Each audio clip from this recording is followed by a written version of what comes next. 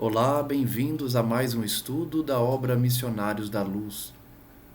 Psicografia de Chico Xavier, ditado pelo Espírito André Luiz.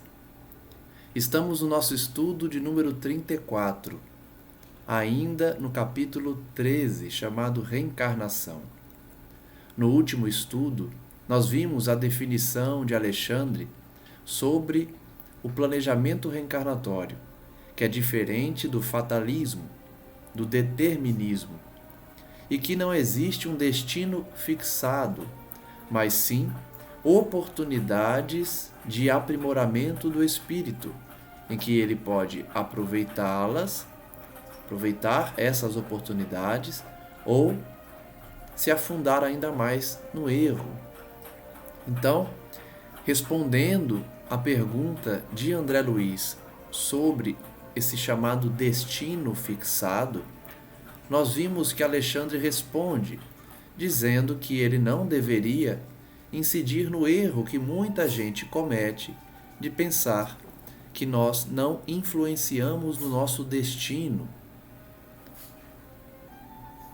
Porque imaginar um destino fixado implicaria na obrigatoriedade da conduta espiritual, como nós já vimos ontem. Nós nascemos com independência relativa, subordinados a condições mais ásperas, com finalidades educativas. Isso tudo a gente já conversou ontem, né? Porque as situações da vida podem ser limitadoras, mas ainda assim há uma grande parcela de livre-arbítrio, em que a gente pode fazer escolhas dentro das limitações. Esse imperativo de renascer num local mais áspero, numa situação mais sensível, mais limitada, não impede o impulso livre da alma. Ela pode se elevar, estacionar ou cair em situações ainda mais baixas.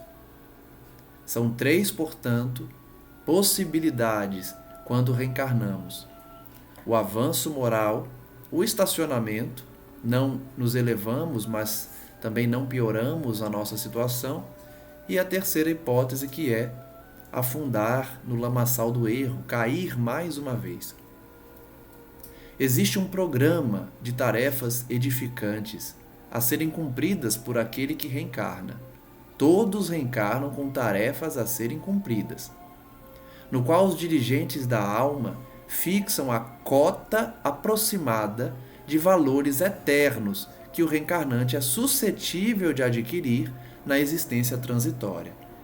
Então vejam que a explicação de Alexandre concorda com a visão de Haroldo, que eu vi esses dias, com a minha própria visão, com a visão de Emmanuel, mesmo porque eu aprendi com eles, né? Mas eu vi essa mesma lição em Emmanuel e depois confirmado por Haroldo Dutra Dias, que nós renascemos com uma probabilidade de acerto. Alexandre não utiliza essa palavra, probabilidade, mas ele é claro ao afirmar que o reencarnante regressa à Terra com suscetibilidades, ou seja, ele é mais tendencioso a acertar ou errar. E as pessoas, os espíritos responsáveis pela reencarnação dos indivíduos, eles fixam essa cota aproximada dos valores que a pessoa vai adquirir ou não, dependendo dela. Então ele também dá a ideia da probabilidade. Nós renascemos com valores, com deveres a conquistar e a realizar, e há uma cota que nós devemos atingir, fixada pelos espíritos que coordenam a nossa reencarnação. E aí nós seremos suscetíveis de cumprir ou não essa cota.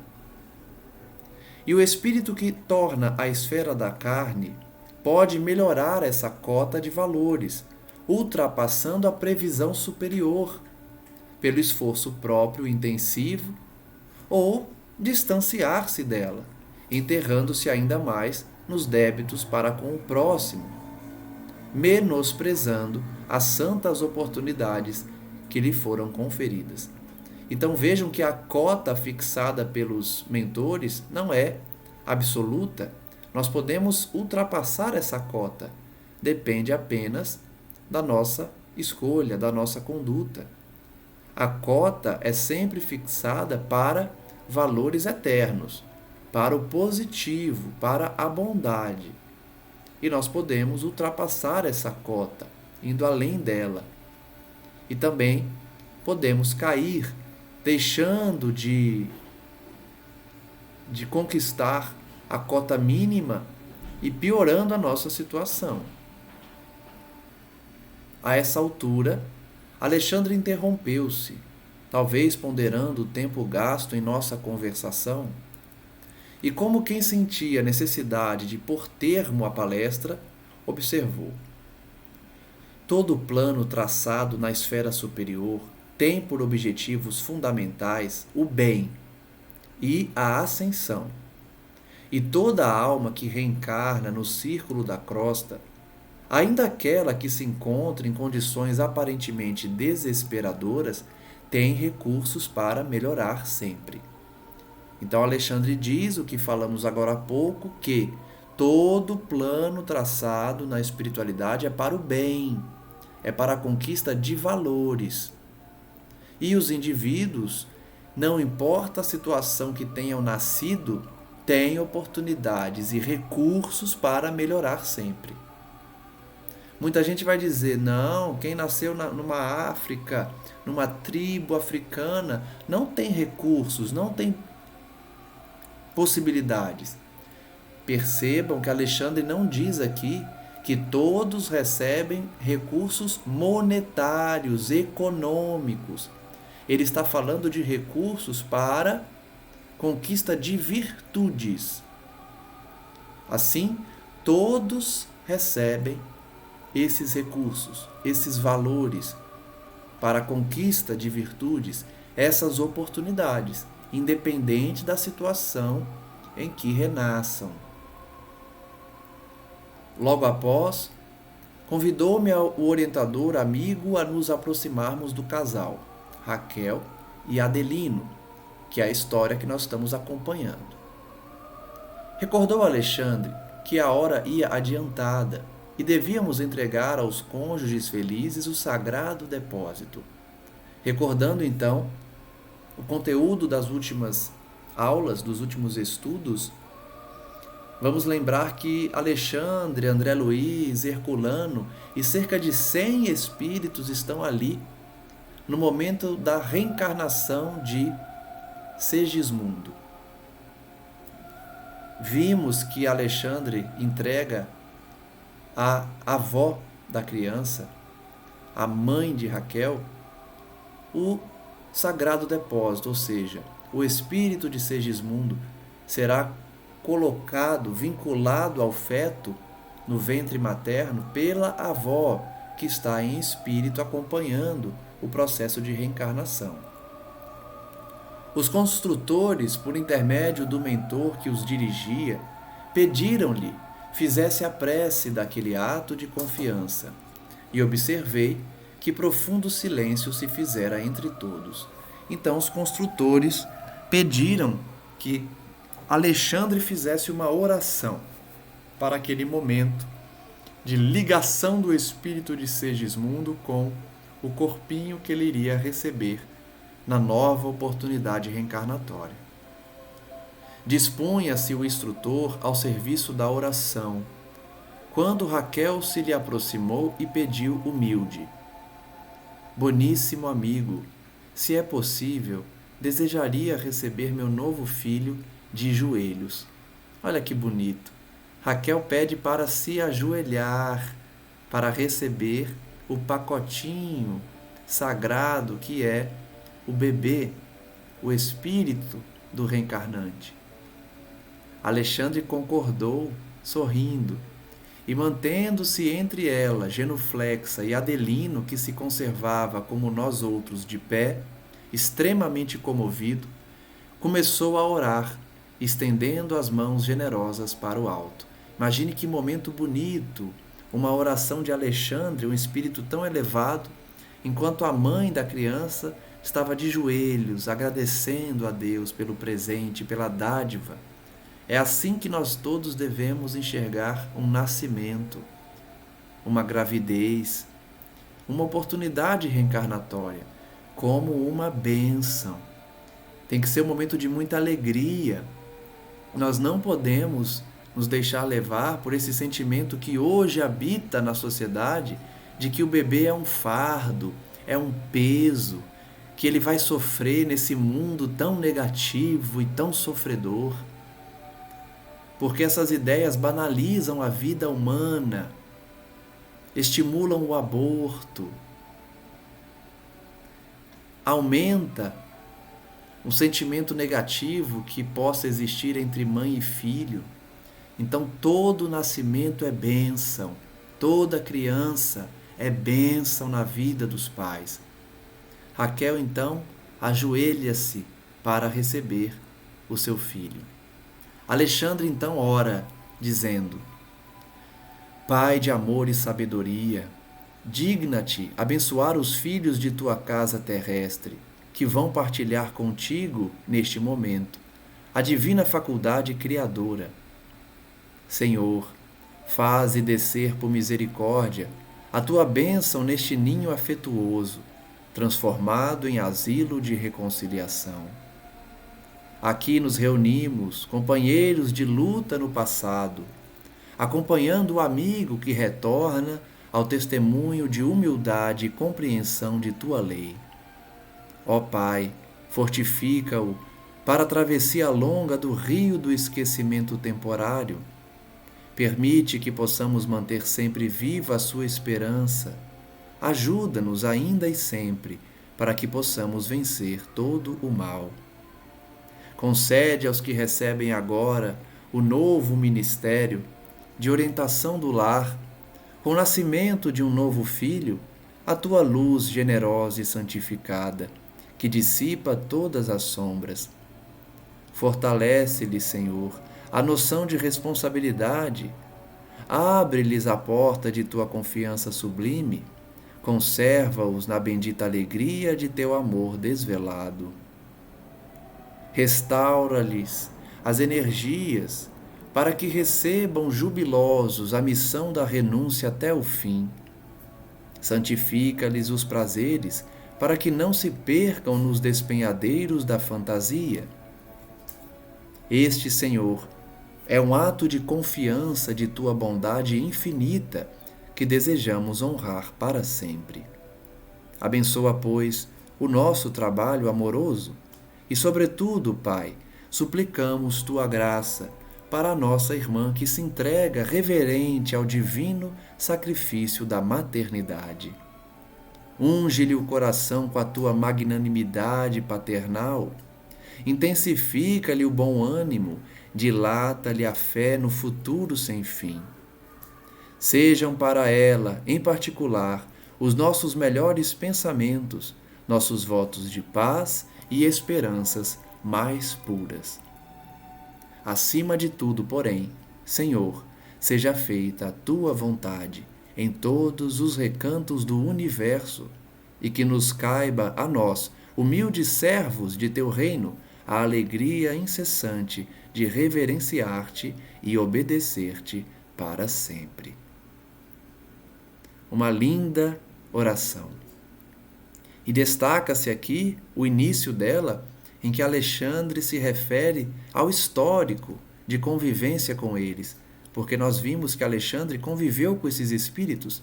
Ele cita, então, esse relacionamento duradouro, antigo entre eles, e que ele estava ali auxiliando para que se concretizasse a reconciliação daqueles espíritos, como de fato aconteceu, proporcionando a reencarnação bendita. Por isso, um momento de muita alegria, de muita beleza, de muito envolvimento espiritual, porque são 3 espíritos comprometidos em acertar, em perdoar, em curar uma mágoa antiga oriunda de quedas morais dos três. Lembrem que a encarnação que sedimentou essa dívida foi marcada por assassinato, por promiscuidade, por abandono dos valores morais para se entregar ao meretrício. Então aquele momento é de muita alegria, profunda alegria, porque os três já não queriam mais errar e se comprometiam com o acerto, esquecendo uma vida de erros e principalmente de ódio entre eles. Calara-se Alexandre, observando eu que todo o aposento se enchia de novas luzes.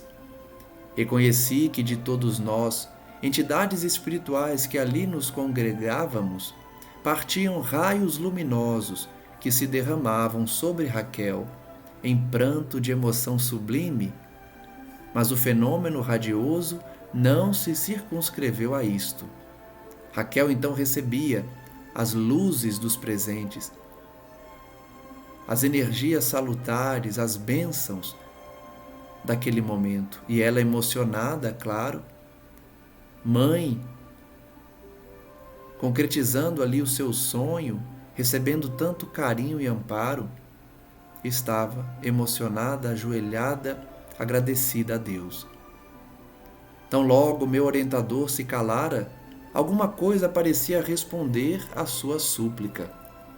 Leve rumor, que apenas encontrava eco em nossos ouvidos, se fazia sentir acima de nossas cabeças. Olha o céu respondendo à prece de Alexandre. Eles, em espírito, ouviram um rumor acima das cabeças. Ergui-me surpreso, André Luiz olhou para cima e pude ver que uma coroa brilhante e infinitamente bela descia do alto sobre a fronte de Raquel, ajoelhada em silêncio. Olha que bonito! A espiritualidade superior mandou uma coroa brilhante que foi descendo sobre a cabeça de Raquel. Tive a impressão de que a auréola se compunha de turmalinas eterizadas, que miraculoso ourives houvera tornado resplandecente. Imagina a beleza dessa coroa. Seu brilho feria-nos o olhar e o próprio Alexandre, ao fixá-la, curvou-se reverente. Olha só, Alexandre, que é tão elevado, se curvou diante daquela coroa que estava descendo do mais alto. Seu brilho feria os olhos de quem estava presente. A coroa sublime, sustentada por espíritos muito superiores a nós, que eu não podia ver, descansou sobre a fronte de Raquel. Então vejam que a coroa não está descendo, flutuando. Ela parece estar flutuando porque eles não conseguem enxergar os espíritos muito superiores que estavam segurando aquela coroa. Olha que interessante. Porque a gente acha que no mundo espiritual a gente passa a ver tudo, né? Passa a ver todos os espíritos, e não é assim. A gente não enxerga espíritos muito superiores. Para você ver o nosso nível de inferioridade. E também serve de reflexão para a gente pensar que o fato da gente não enxergar os espíritos estando encarnados não significa que eles não existem. Porque os próprios espíritos muitas vezes não enxergam os encarnados e não enxergam espíritos superiores. Então vejam que de fato é tudo dimensão. São várias dimensões a depender do nosso estágio moral que nos encontramos. A nossa elevação espiritual vai definir o nível de visão que teremos. André Luiz, que já estava há tantos anos no mundo espiritual, há tantos anos trabalhando para o bem, não conseguia enxergar aqueles espíritos elevadíssimos que traziam a coroa iluminada para Raquel. Notei, embora a comoção do momento, que o meu instrutor fez um gesto à depositária de Segismundo, Raquel, para que efetuasse a entrega do reencarnante aos braços maternais. Raquel não, perdão, a mãe de Raquel. Alexandre então pede para a mãe de Raquel entregar o Segismundo para os braços da mãe. Raquel, dando uma impressão de que não via a luminosa auréola, ergueu os olhos rasos de lágrimas e recebeu o depósito que o céu lhe confiava. Então vejam que Raquel não viu a coroa. Aquele simbolismo era muito mais para os espíritos ali presentes, que não estavam em desdobramento como Raquel, como se estivesse dando uma resposta à prece de Alexandre. Raquel mesmo não viu a coroa descer dos céus e ser colocada na sua cabeça. Ela está muito emocionada e recebe então nos braços o Segismundo. Alexandre estendeu-lhe a destra, ajudando-a a levantar-se, e vi que Adelino se aproximou da esposa, estreitando-a carinhosamente nos braços, beijando-lhe a fronte orvalhada de luz. Foi então, ó divino mistério da criação infinita de Deus, que a vi apertar a forma infantil de Segismundo de encontro ao coração, mas tão fortemente, tão amorosamente, que me pareceu uma sacerdotisa do poder da divindade suprema. Vejam como o olhar de André Luiz já consegue enxergar a força criadora da energia que envolvia o momento, da energia envolvida na reprodução, na reencarnação, na criação. De fato, a energia sexual, como já vimos, é uma energia criadora, se utilizada para o equilíbrio, para o bem, para o relacionamento sadio, proporcionando assim a reencarnação. Raquel, então, apertava o seu filho de uma forma tão amorosa que André Luiz parecia enxergar uma sacerdotisa com poder criativo de mãe. Segismundo ligara-se a ela como a flor se une à haste. Então compreendi que desde aquele momento era a alma de sua alma, aquele que seria carne de sua carne. Que descrição bonita para falar da filiação, da maternidade, da ligação que existe entre a mãe e seus filhos. Alexandre recomendou aos amigos presentes, com exceção dos construtores, de Herculano e de mim, que se afastassem da câmara, conduzindo Adelino, confortado e feliz, a pequena excursão pelo exterior, e guiando Raquel, com infinito cuidado, ao corpo físico, nos disse. Então vejam que daqueles 100 espíritos que tinham visitado eles, tinham ido visitá-los, Alexandre pede para eles irem embora, né? Com exceção, não ir embora, se afastar do quarto, né? Com exceção de André Luiz, Herculano e o próprio Alexandre. E também os construtores. Convidou então Adelino e Raquel para uma excursão e disse, tomando muito cuidado com ela, né, que estava num momento de muita sensibilidade: agora, auxiliemos nosso amigo no primeiro contato com a matéria mais densa. Vai ser o primeiro contato de Segismundo com o corpo físico. Ele ainda está em espírito, se ligando ao corpinho, ao feto. Raquel acordara, experimentando no coração estranha ventura, felicidade. Abraçou-se instintivamente ao companheiro adormecido, como navegante feliz, ao sentir-se em porto de tranquilidade e segurança. Então Raquel desperta no plano físico, sentindo aquela alegria. Havia atravessado o espesso véu de vibrações que separa o plano espiritual da esfera física, e não conservava qualquer reminiscência precisa da sublime felicidade de momentos antes. Como nós vimos no último estudo, Raquel não se lembrava exatamente do encontro. Ela trazia uma lembrança feliz, um sentimento de ventura, de alegria, mas não se recordava exatamente do que acontecera. Todavia, seu sentimento de júbilo permanecia dilatado, suas esperanças transbordavam, e uma confiança imensa no porvir acalentava-lhe, agora, o coração. Seria a mãe, pela segunda vez, pensava contente. Essa ideia, que lhe não despontava no cérebro por acaso, balsamizava-lhe a alma com deliciosa alegria. Estava pronta para o serviço divino da maternidade.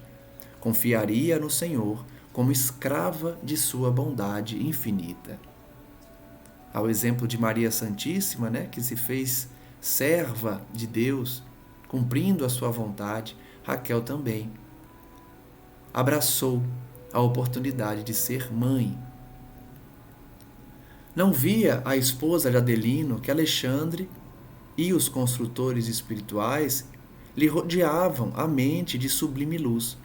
Raquel não enxergava os espíritos rodeando a sua mente com luz sublime, banhando-lhe as ideias com a água viva do amor espiritual. E aqui a reflexão de novo, como a espiritualidade nos ama e nos envolve, nos traz essa paz que Raquel sentiu, esse envolvimento. Quantas vezes a gente não sente esse envolvimento? Eu mesmo sinto todas as vezes que realizo esses estudos, todas as vezes que realizo um trabalho social, visito os nossos irmãozinhos doentes, sinto esse envolvimento. Raquel, então, estava também envolvida em sublime luz. Observando que a forma de Segismundo se ligara a ela, por divino processo de união magnética, recebi a determinação do meu orientador para seguir-lhe de perto o trabalho de auxílio na ligação definitiva de Segismundo à matéria. Então Segismundo estava ligado de forma magnética à sua mãe. Ainda não era a ligação com o feto, com o corpo físico, com a matéria. Isso iria ocorrer agora, indicando os órgãos geradores de Raquel e fazendo incidir sobre eles a sua luz. Alexandre preveniu-me quanto à grandeza do quadro sob nossa observação. Então Alexandre ia realizar a ligação de Segismundo com a matéria, fazendo incidir a sua luz sobre os órgãos geradores de Raquel. E disse respeitosamente: temos aqui o altar sublime da maternidade humana. Olha o respeito que se tem ao ventre materno. É por isso que eu disse, devemos considerar todo o nascimento uma bênção. O ventre materno é um altar sublime. É onde a vida se inicia. E por isso é sagrado. Perante o seu augusto tabernáculo, ao qual devemos a claridade divina de nossas experiências, devemos cooperar na tarefa do amor, guardando a consciência voltada para a majestade suprema. Ele está dizendo, o ventre materno, o útero, é a claridade divina, é o tabernáculo, o templo, de onde as experiências humanas começam, onde age a claridade divina para oportunizar a reencarnação. A maternidade é de fato sagrada, sem ela não haveria reencarnação, não haveriam oportunidades de engrandecimento moral. Devemos tudo às nossas mães. Ainda que sejam espíritos muitas vezes adversários ou difíceis, nos deram a oportunidade do renascimento, que é uma função sagrada.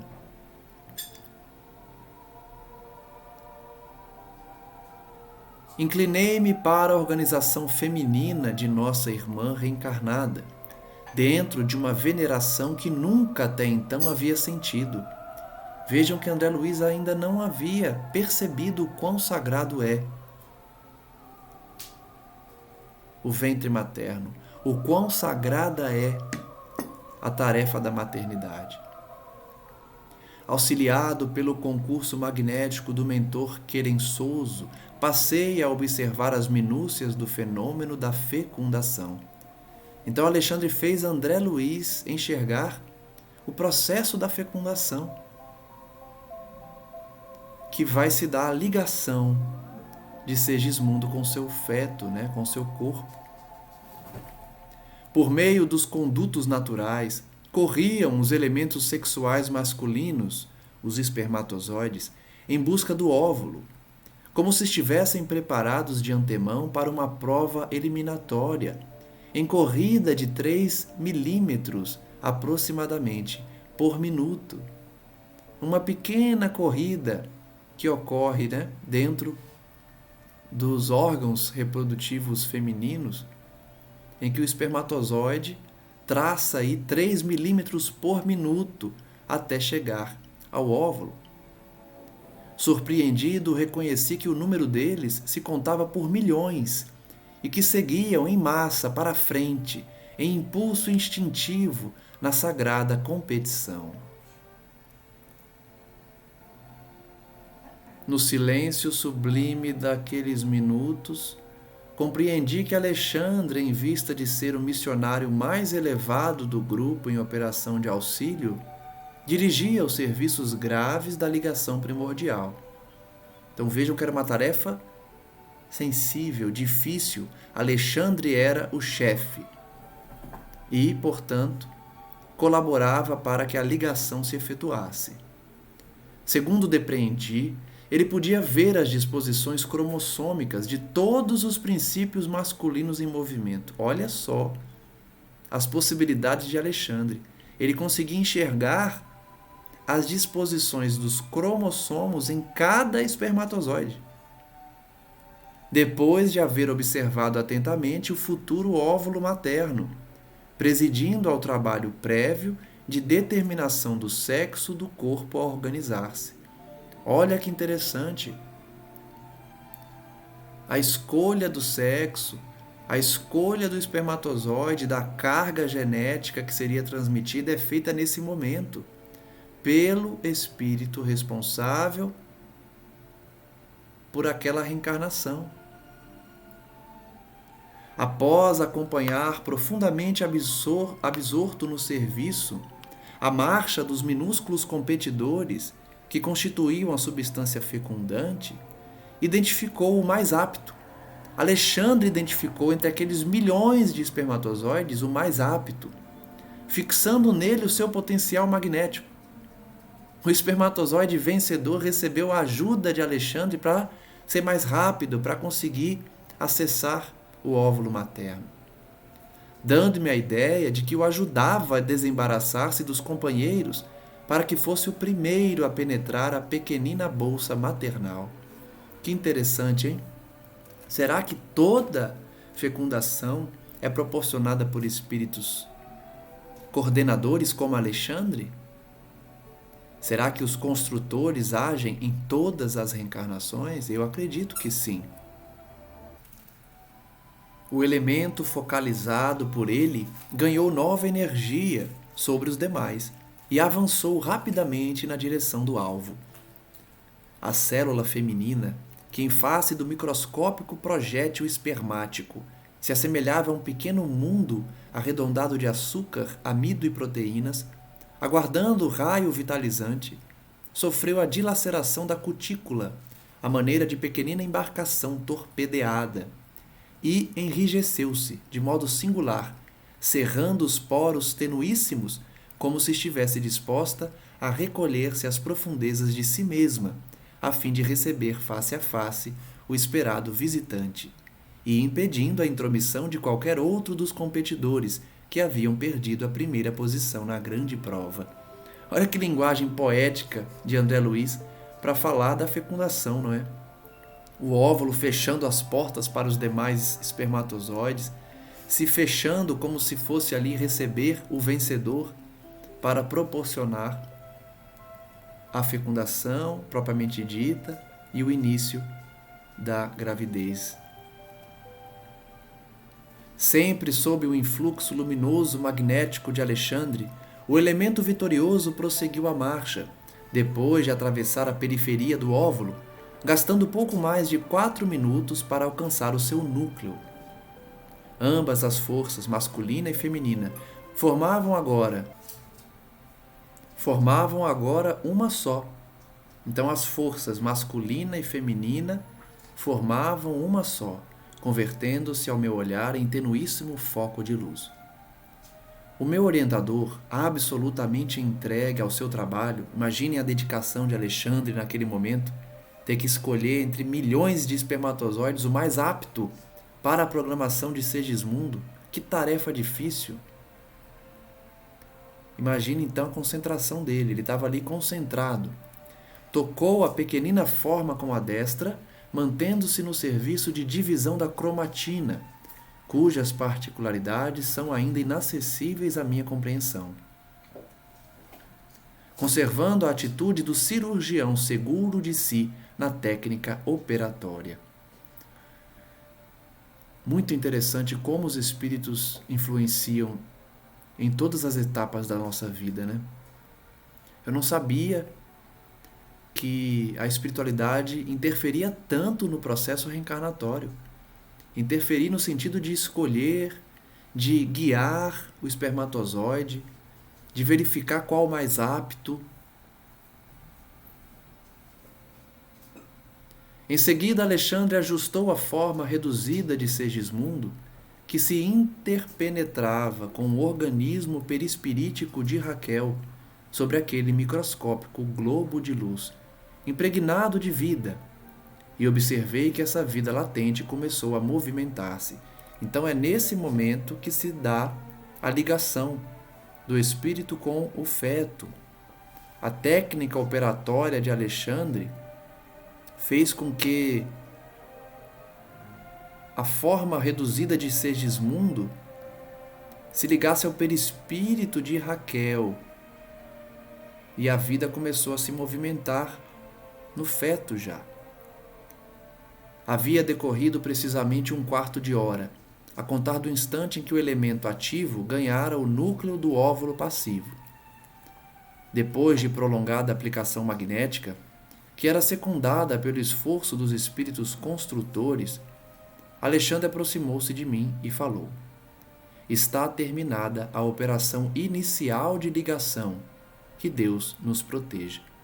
Então veja quantas pessoas participam, né? Alexandre, os construtores, aqueles que visitarão Raquel depois, os amigos. Ele havia então feito a ligação inicial.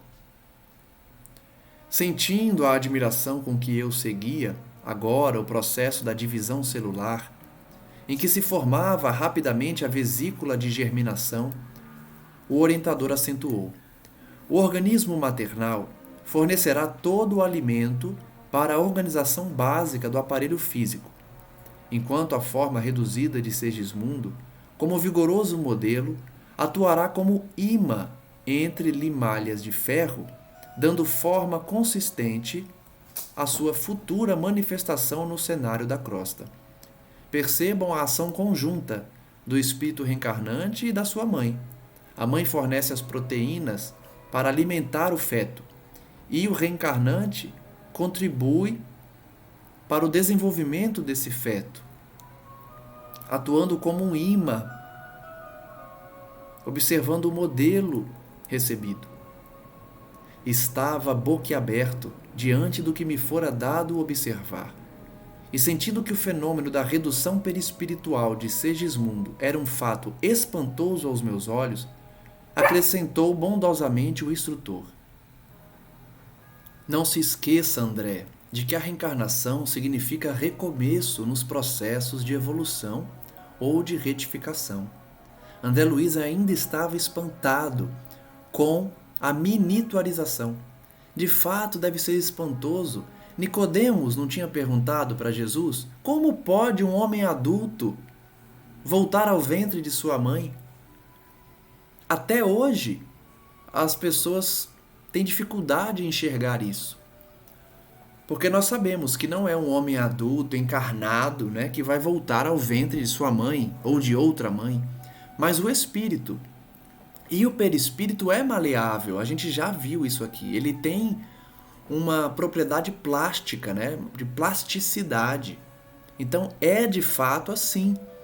O espírito que se apresenta na maioria das vezes como uma pessoa adulta vai se miniaturizando, voltando à infância. Esse é o processo reencarnatório e por isso Jesus não podia de forma alguma tentar explicar isso naquela época. Nicodemos era uma pessoa extremamente instruída, ele era um sábio da época.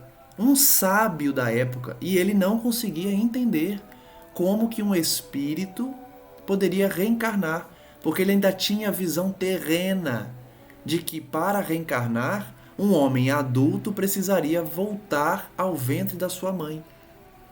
Jesus então diz, né, que se nem ele, que era sábio, entendia, quanto mais o povo. Hoje a gente consegue entender, não é o corpo físico que se miniaturiza, mas o espírito, porque o seu perispírito, responsável por essa ligação do espírito com o corpo, é maleável, é plástico.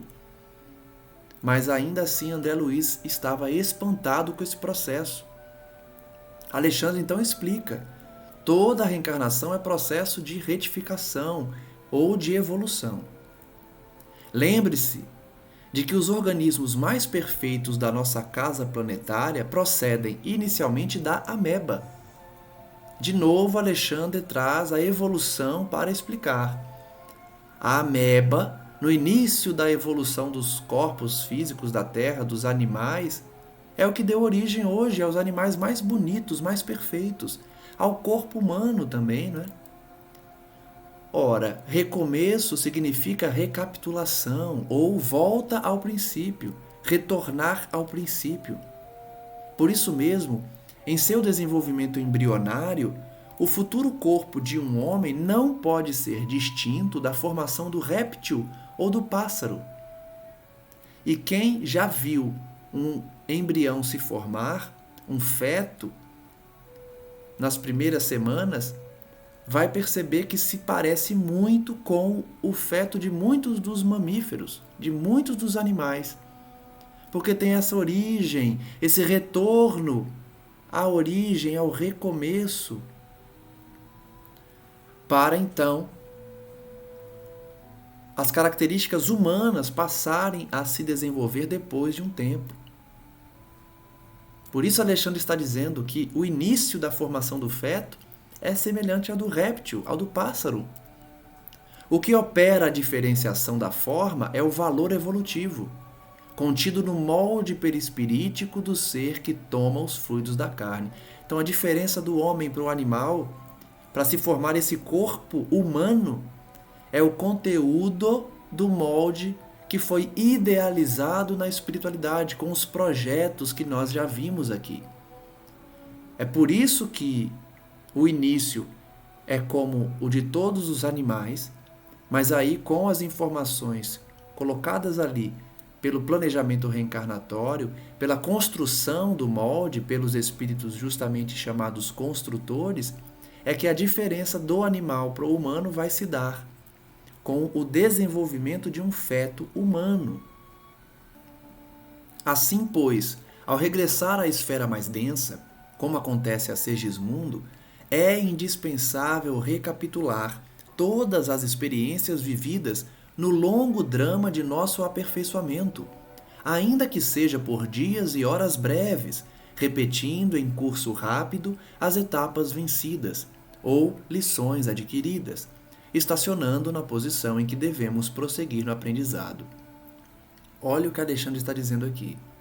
Todos nós, quando reencarnamos, passamos, ainda que rapidamente, pela evolução física do corpo, do animal ao homem. É uma recapitulação, porque nós trazemos essa memória também. Nós, pela teoria da evolução, viemos do animal, né, do mamífero, do macaco, e o macaco, antes desse elo chamado perdido, porque se dá na espiritualidade, ele teve as experiências dos outros reinos, mineral, vegetal, e animal. O reino hominal, portanto, o nosso reino dos homens, ele é oriundo dos demais reinos, pelas experiências adquiridas. Nós somos o conjunto de experiências. Eu sempre digo, quando esse assunto vem à tona nos estudos, que os cientistas tentam achar até hoje o chamado elo perdido, a ligação entre o chimpanzé e o primeiro homem primitivo. Mas ele não vai encontrar na Terra, porque essa ligação se dá no mundo espiritual. O chimpanzé mais avançado, com maior nível de experiências e conhecimentos, se torna um espírito humano pelas mãos do divino. Por isso que a gente aprende que Deus nos cria. Criou os animais e também cria o espírito, cria o homem. Por quê? Ele vai condensar as experiências do reino animal, vegetal, mineral e vai fazer nascer esse elo de ligação do chimpanzé mais avançado para o primeiro homem primitivo, já dotado de livre-arbítrio, ainda que muito ínfimo, muito pequeno. Ele vai começar ali a ter a noção de si mesmo, o que os animais não têm. Então, curioso Alexandre dizer que toda a reencarnação, quando estamos formando nosso corpo físico no ventre materno, nós passamos rapidamente pela formação inicial dos animais. Por isso, repito, aquelas primeiras semanas, o feto se assemelha a todo feto dos mamíferos, dos animais. Porque a gente passa rapidamente por esse estágio e continua, porque o nosso destino é outro, nós não somos animais. Nós continuamos a evoluir no ventre materno. O corpo físico, tá? O corpo físico continua o seu processo de evolução para formar um corpo humano. Logo depois da forma microscópica da ameba, surgirão no processo fetal de Segismundo os sinais da era aquática de nossa evolução e assim por diante. Todos os períodos de transição ou estações de progresso que a criatura já transpôs na jornada incessante do aperfeiçoamento, dentro da qual nos encontramos, agora na condição de humanidade. Então, exatamente o que eu havia falado, nós passamos por todo o trajeto evolutivo na formação do corpo. É importante fazer essa diferença. Nós não estamos falando de evolução da alma, porque a alma do animal ela não tem essa individualidade nossa de espírito. Então, Alexandre se refere à evolução do corpo físico. Ameba, seres aquáticos, répteis e assim por diante, até chegar no reino hominal. A hora ia muito avançada. Sentindo que Alexandre não se demoraria, acerquei-me ainda uma vez do quadro de formação fetal. O óvulo fecundado animava-se de profunda vida, evoluindo para a vesícula germinal. O orientador amigo convidou-me à retirada e falou: meu trabalho está findo. Entretanto, André, considerando as suas necessidades de valores novos, poderei solicitar aos construtores a aquiescência de sua cooperação fraterna nos serviços protetores, sempre que você conte com a oportunidade de vir até aqui. Então Alexandre tinha finalizado a sua tarefa, estava pronto para seguir com suas missões, mas como André Luiz estava ali para aprender, ele ia conversar com os construtores para que André contribuísse quando quisesse e aprendesse por consequência. Rejubilei-me encantado. Efetivamente, não desejava outra coisa. Aquele estudo de embriologia sob novo prisma era fascinante e maravilhoso. Enquanto dava expansão à minha alegria íntima, o obsequioso mentor combinava providências relativas ao meu concurso e aprendizados simultâneos, ouvindo os companheiros. Daí a momentos, quando trocávamos saudações de despedida, Herculano, com muita simpatia e acolhimento, declarou que permaneceria à minha espera sempre que eu pudesse voltar à residência de Adelino para colaborar nos trabalhos de proteção. Então ficou combinado realmente que André Luiz ia voltar quando quisesse para ajudar e ao mesmo tempo aprender sobre esse processo reencarnatório que nós vimos aqui se iniciar. Finalizamos então o capítulo 13 e no próximo estudo, na terça-feira, nós vamos iniciar o capítulo 14, chamado Proteção.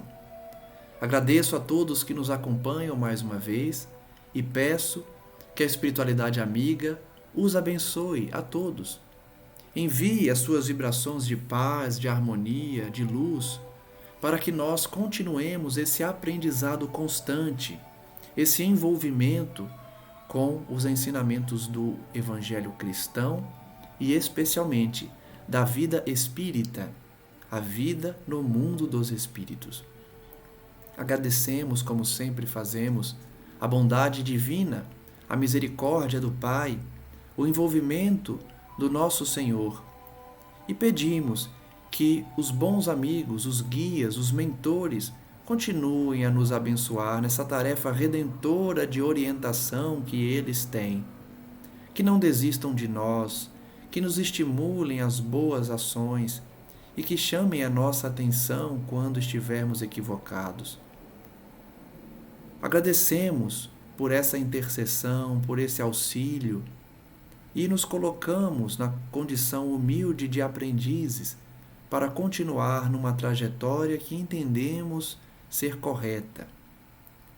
Por mais que tenhamos receios mil diante das acusações de outras religiões, de pessoas que consideram o Espiritismo como uma seita, como algo reprovável pela Bíblia e pelos outros livros sagrados, possamos manter uma consciência limpa, em paz, de que estamos no caminho correto, porque adotamos a caridade cristã como o nosso objetivo maior, auxiliando a quem nos chega, orientando a quem nos pede ajuda, amando as pessoas que Deus coloca em torno de nós.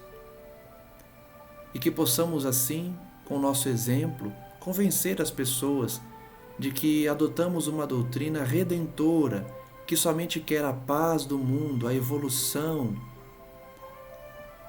a resolução dos conflitos, a reconciliação dos povos. E assim, pouco a pouco, vamos todos caminhando em conjunto para a nossa elevação espiritual, aguardando o retorno do Cristo, não fisicamente, não de forma ao pé da letra, como falamos, mas sim no sentido figurado de retorno do seu Evangelho aos corações humanos, separando o joio do trigo e preparando a terra para receber os eleitos, ou seja, aqueles que tomaram a decisão pelo bem. Que sejamos esses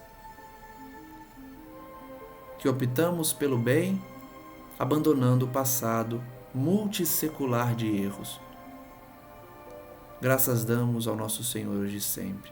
E que a paz de Maria Santíssima, a Mãe Puríssima do Cristo, continue a abençoar a terra, auxiliando os caídos, guiando aqueles que não têm mais esperança e fé, e nos abençoando com o seu amor bendito e celestial.